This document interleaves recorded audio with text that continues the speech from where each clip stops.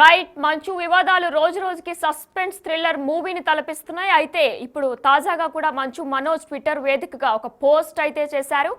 అయితే నిన్న పహారీ షరీఫ్ పోలీస్ స్టేషన్లో మంచు మనోజ్ కంప్లైంట్ ఇచ్చారు. అంటే 10 మంది మా ఇంటికి ఫ్యామిలీతో ఉన్నప్పుడు 10 మంది గుర్తు తెలియని వ్యక్తులు వచ్చారు. అందులో ఒకరు విష్ణు అనుచరుడు విష్ణు అనుచరుడు కూడా ఒకరు ఉన్నట్టు కూడా చెప్పారు. అయితే దీనికి సంబంధించి వీళ్ళు 10 మందిని కూడా పట్టుకునే క్రమంలో ఆయనకు కూడా దెబ్బలు తగిలినట్టు, అదే సమయంలో ఆయన హాస్పిటల్కి కూడా వెళ్ళినట్టు కూడా కంప్లైంట్ ఇచ్చారు. అయితే ఈ 10 మంది పేర్లలో కూడా మోహన్ బాబు పేరును ఆయన ఎక్కడ కూడా మెన్షన్ చేయలేదు.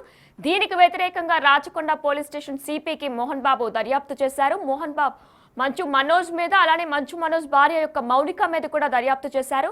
వాళ్ళిద్దరిని కూడా వెంటనే ఇల్లు ఖాళీ చేయించాలి, లేకపోతే నాకు ప్రాణహాని ఉందంటూ కూడా ఆయన సిపికి దర్యాప్తు చేశారు. అయితే ఇప్పుడు తాజాగా మంచు మనోజ్ ఒక ట్విట్టర్లో ఒక పోస్ట్ చేశారు.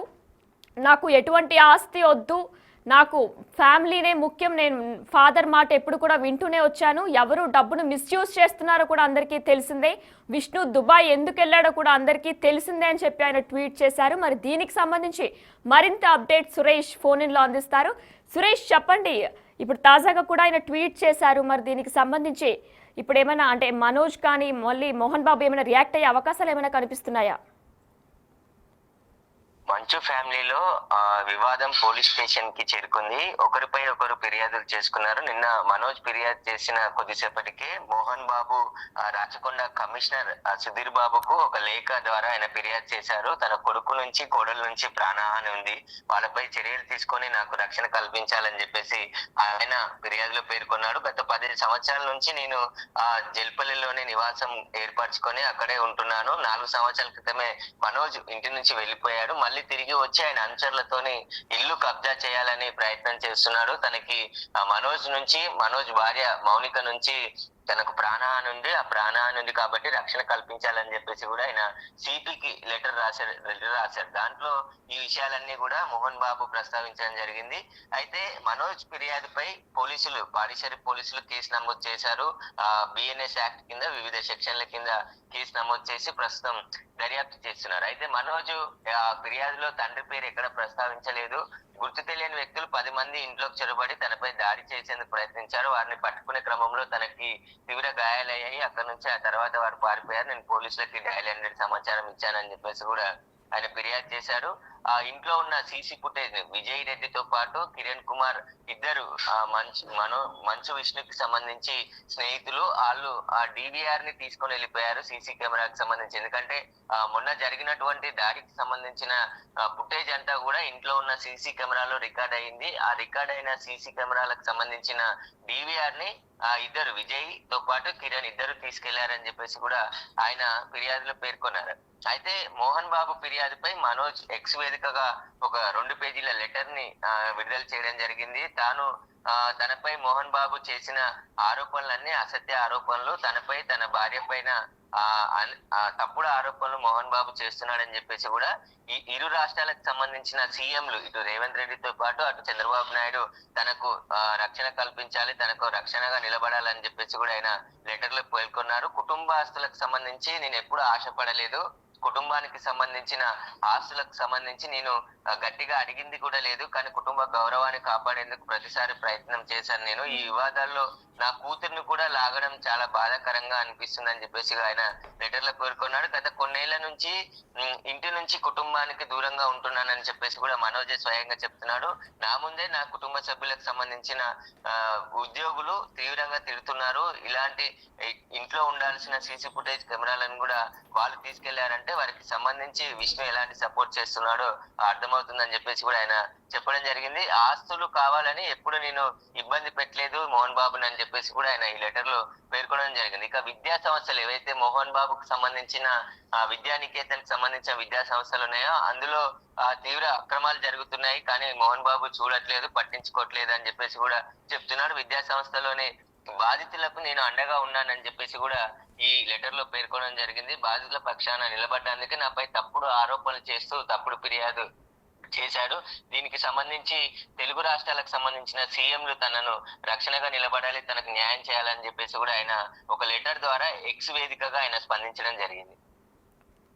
ఎస్ సురేష్, మరి విష్ణు హైదరాబాద్ వస్తున్నారు అని చెప్పి నిన్నటి నుంచి కూడా వార్తలు వస్తున్నాయి. మరి అసలు ఆయన ఎప్పుడు వస్తున్నారు?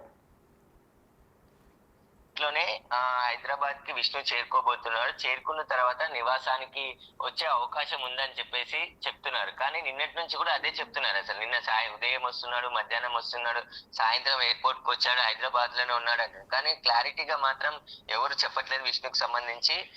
ఈ రోజు ఒకవేళ ఖచ్చితంగా ఈ రోజు వచ్చి ఈ కుటుంబానికి, ఎందుకంటే పోలీస్ స్టేషన్ మెట్లెక్కారు కాబట్టి తండ్రి కొడుకులు అన్నగా తను ఖచ్చితంగా ఈ రోజు షూటింగ్స్ అన్ని ఆపేసుకొని ఖచ్చితంగా హైదరాబాద్ కి వచ్చే అవకాశమే కనబడుతుంది. ఈ రోజు వచ్చిన తర్వాత మోహన్ బాబుతో కలిసి ఆయన మాట్లాడిన తర్వాత రియాక్ట్ అయ్యే అవకాశం కూడా కనబడుతుంది.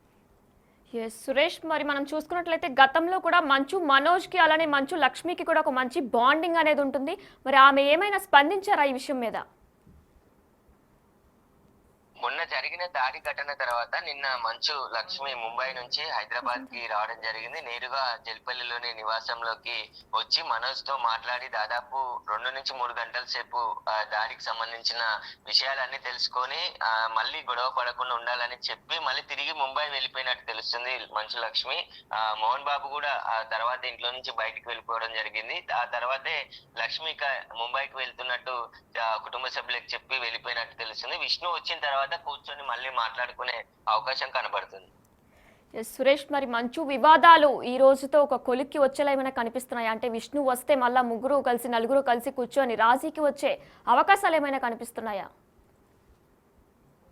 పోలీస్ స్టేషన్ లోకి ఆల్రెడీ కంప్లైంట్ ఇచ్చారు కాబట్టి విష్ణుకు మనోజ్ కి సంబంధించిన ఫిర్యాదుపై కేసు నమోదైంది. ఇప్పుడు మోహన్ బాబు ఫిర్యాదు చేశాడు కాబట్టి మోహన్ బాబు ఫిర్యాదు కూడా పాడిశేరి పోలీస్ స్టేషన్ లోనే కేసు నమోదు చేసి దర్యాప్తు చేశారు. ఇరువురికి సంబంధించిన ఫిర్యాదుల పైన కేసు నమోదు చేసి పోలీసుల దర్యాప్తు ప్రారంభమైతే ఈ విషయాలన్నీ బయటకు వచ్చే అవకాశం కనబడుతుంది.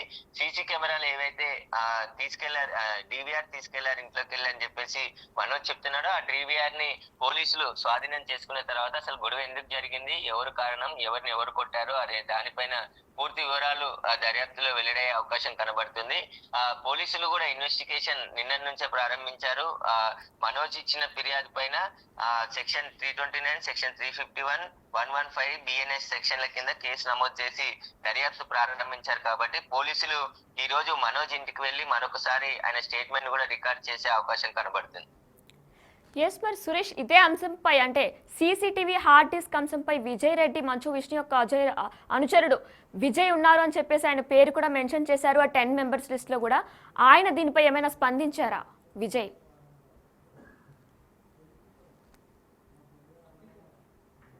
విజయ్ అనేది ఎవరు అనేది ఇప్పటి వరకు తెలియదు. అంటే మంచు విష్ణుకి సంబంధించిన అనుచరులు, అతని స్నేహితులు అని చెప్పి మనోజ్ నిన్న పోలీసులకు ఫిర్యాదు చేశారు. ఆ ఫిర్యాదులో పేర్కొన్నాడు. కాబట్టి విజయ్, కిరణ్ ఇద్దరు సీసీ కెమెరాల డివిఆర్ ని ఇంట్లో నుంచి తీసుకెళ్లారు. నైట్ నేను హాస్పిటల్ కి వెళ్ళి వచ్చే లోపు వాళ్ళు ఇంట్లో ఉన్న సీసీ కెమెరా డివిఆర్ ని తీసుకెళ్లారని చెప్పేసి ఆయన పోలీసులకి సమాచారం ఇచ్చాడు. ఫిర్యాదులో కూడా పేర్కొన్నాడు. వారి పేర్ల పైన కేసు నమోదు చేశారు. ఇద్దరిని కూడా పోలీసులు పిలిచి విచారించే అవకాశం కనబడుతుంది.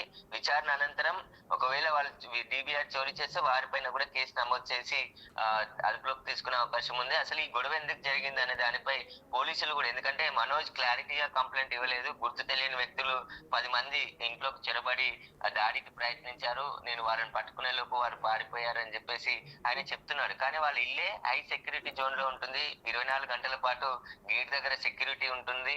ఇంట్లో ఉన్న వాళ్ళే ఉన్న 10 మనుషులా లేదంటే అక్కడ ఉన్న బౌన్సర్లు దాడి చేశారా, ఎవరు చేశారు అనేది స్పష్టంగా పోలీసులకు చెప్పలేదు. కాబట్టి పోలీసుల ఇన్వెస్టిగేషన్ లో అన్ని విషయాలు బయటకు వస్తాయని చెప్పేసి కూడా పోలీసులు చెప్తున్నారు. Thank you Suresh. రైట్, మనం ఇంకా డీటెయిల్స్ చూస్తే మరి మంచు వివాదాలు రోజు రోజుకి సస్పెన్స్ థ్రిల్లర్నే తలపిస్తున్నాయి. అయితే ట్విట్టర్లో మనం చూసుకున్నట్లయితే లాస్ట్లో ఆయన మరి ముఖ్యంగా my questions for the family అని చెప్పి మెన్షన్ చేశారు. Why was the CCTV drive remote and what are Vishnu and his associates trying to hide అని చెప్పేసి, అంటే దేనికోసం సీసీటీవీని అంత దొంగతనంగా తీసుకున్నారు, విష్ణు దేని దాయాలనుకుంటున్నారని చెప్పి ఆయన ప్రశ్నించారు. అలానే దేనికి మీరు అంతా విష్ణు దేనికి భయపడుతున్నాడు, విష్ణు దేనికి దుబాయ్ వెళ్ళాడు కూడా అందరికీ తెలిసిందే, నేను ఎప్పుడు కూడా డబ్బుని మిస్యూజ్ చేయాలనుకోలేదు అని చెప్పేసి మనోజ్ ఇండైరెక్ట్గా అందులో రాసినట్లు మనకు కనిపిస్తుంది. ఎప్పుడు కూడా నా ఫ్యామిలీ లెగసీని నేను కాపాడుకుందామనే నా ఫాదర్ని కూడా నేను ఎప్పుడు తప్పుగా చూడలేదు, ఆయనకి నేను ఎప్పుడు కూడా గౌరవం ఇస్తూనే ఉంటాను, ఎప్పటికీ ఫ్యూచర్లో కూడా ఇస్తూనే ఉంటాను అని కూడా మెన్షన్ చేశారు. అయితే ఈ ట్వీట్లో మొత్తం కూడా ఎక్కడా కూడా మోహన్ బాబు పేరుని ఎక్కడా కూడా మిస్యూజ్ చేయలేదు, ఎక్కడ కూడా ఆయన తప్పుగా ప్రస్తావించలేదు. కానీ ఆయన ఒకే విషయం మీద బాధపడ్డారు. ఎందుకు నా భార్య పిల్లల్ని ఇందులోకి తీసుకొస్తున్నారు, వారి మీద కూడా తప్పుడు ఆరోపణలు చేస్తున్నారంటే ఆయన బాధపడ్డారు. అయితే దీనికి సంబంధించి ఇరు రాష్ట్రాల ముఖ్యమంత్రుల్ని రేవంత్ రెడ్డి, తెలంగాణ సీఎం రేవంత్ రెడ్డి, అలానే ఆంధ్రప్రదేశ్ ముఖ్యమంత్రి చంద్రబాబు నాయుడుని, Pawan Kalyan, deputy CM Pawan Kalyan, home minister అనితని కూడా ట్యాగ్ చేశారు ట్విట్టర్ వేదికగా. మరి దీని మీద మరింత అప్డేట్స్ కొనసాగుతూనే ఉంటాయి. Stay with us.